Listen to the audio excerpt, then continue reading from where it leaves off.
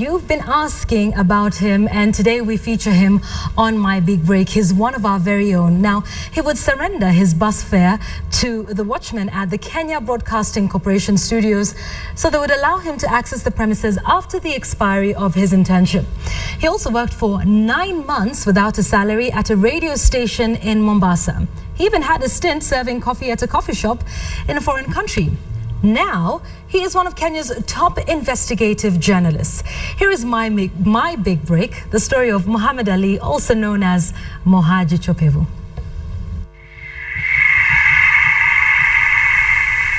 Muhammed Ali is a hard-working guy, and a lot of people don't know about myself. I went to school in Thika, primary school, went to Nakuru for the O levels, and did my diploma in journalism, TV and radio production, and later on I joined Moi University for my degree, Bachelor of Science and Communication.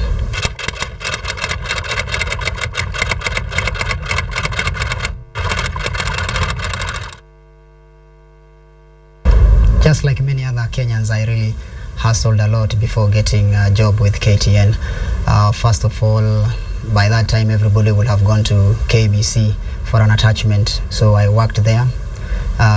I was attached there for 3 months, and my attachment came to an end, but I tried all I could do to make sure that I am within the compound of KBC, making sure that I do what I normally want to do, and that was journalism. So I used a lot of means to get inside. Sometimes I could go to the backyard where there was some GSU. I could talk to them and they could allow me to get inside.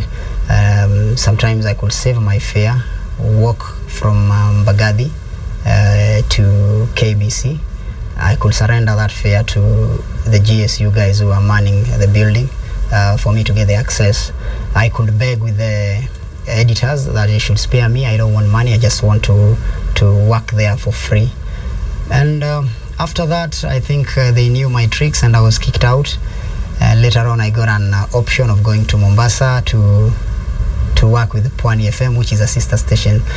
I worked with Pwani FM for roughly like 9 months without salary.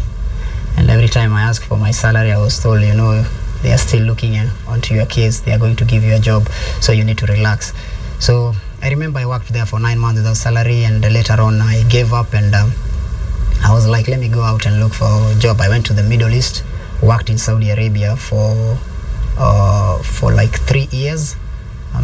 I did perform my pilgrimage, and I came back, and I decided to write down some applications to all the media stations in Kenya.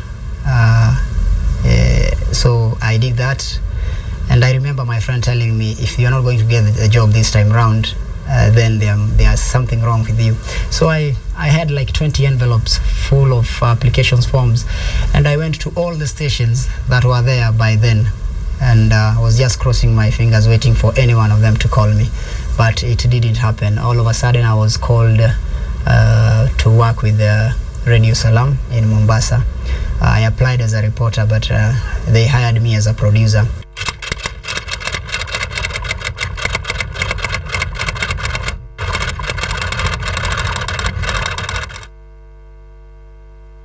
When I started doing investigations, I think there was a time that I felt like this is not Kenya. We are living this is not the country that I knew.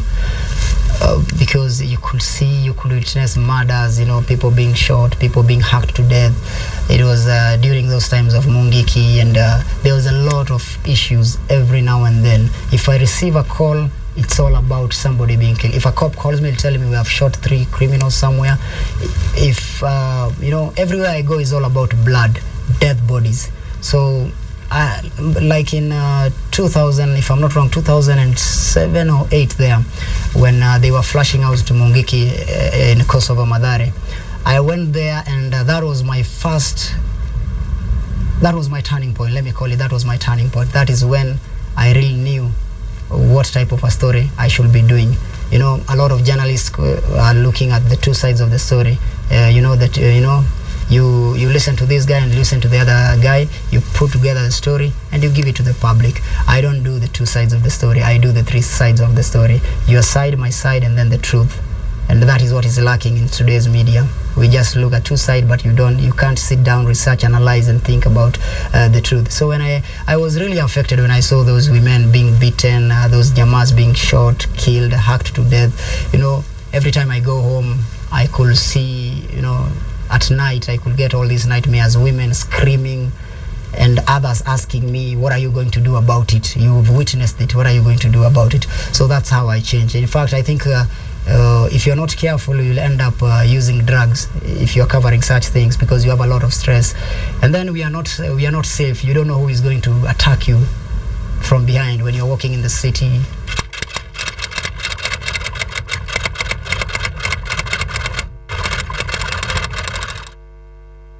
I don't regret what I do. In my other life, I'll still want to be Muhammed Ali, Jicho Pevu. I'm here for Kenyans, and I'll go down with my country. I won't allow anybody to mess around with the good people of the Republic of Kenya.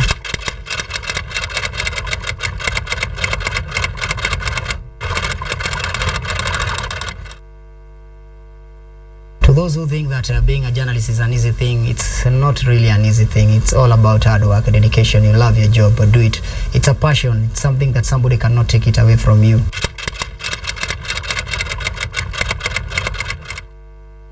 My big break is when I started doing investigations, and I changed the lane from the normal reporting to investigations. And I was dealing too much with the crime and investigations, and that's how I changed from Muhammed Ali to Jicho Pevu. In fact, people don't call me Muhammed Ali. If we meet on the street, they call me Jicho Pevu. Don't worry about the problems that you encounter every day. Don't keep on complaining and saying that I've been hustling for like 6 years, 7 years. I can't get a job. What should I do? Keep the fire burning. One day, Waswahili wanasema nyota yako itang'ara. Hiyo siku ikifika, you look back and say, for sure nimetoka mbali.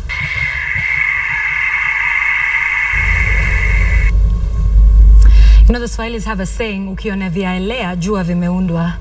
These things take time, patience, patience, patience. And one day, I keep saying we will have you on My Big Break. Let's